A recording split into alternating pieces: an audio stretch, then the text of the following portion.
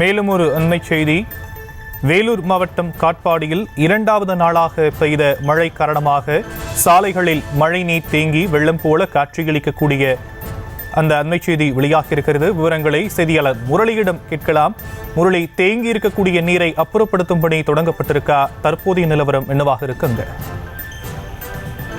ஷாம், இந்த வேலூர் மாவட்டத்தில் 2வது நாளாக பெய்த கனமழையின் காரணமாக அந்த காட்பாடியில், அதாவது 2வது நாளாக அந்த பொதுமக்கள் மீண்டும் பாதிப்புக்குள்ளாகி இருக்கிறார்கள். அந்த மழை நீரினால் நேற்று பெய்த கனமழையின் காரணமாக அந்த வேலூர் மாநகரத்திற்கு உட்பட்ட அந்த காட்பாடி முத்தமிழ் நகர், எம்ஜிஆர் நகர், விஜி ராவ் நகர் ஆகிய பகுதிகளில் வீடுகளில் மழை நீர் சூழ்ந்து, இதனால் அப்பகுதியில் இருப்பவர்கள் மிகுந்த சிரமத்திற்குள்ளாகி இருக்கிறார்கள்.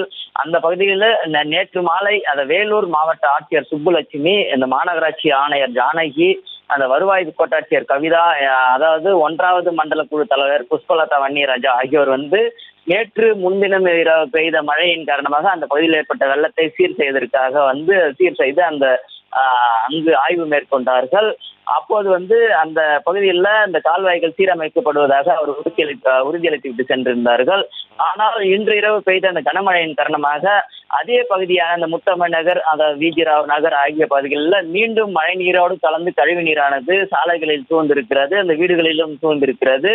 இந்த நிலையில சித்தூர் பேருந்து நிலையம், அதாவது சித்தூர் பேருந்து நிலையம் திருவலம் சாலையில் அந்த பழைய காட்பாடி முத்தமிழ் நகரில் மீண்டும் வெள்ளப்பெருக்கு தற்போது ஏற்பட்டு இருக்கிறது.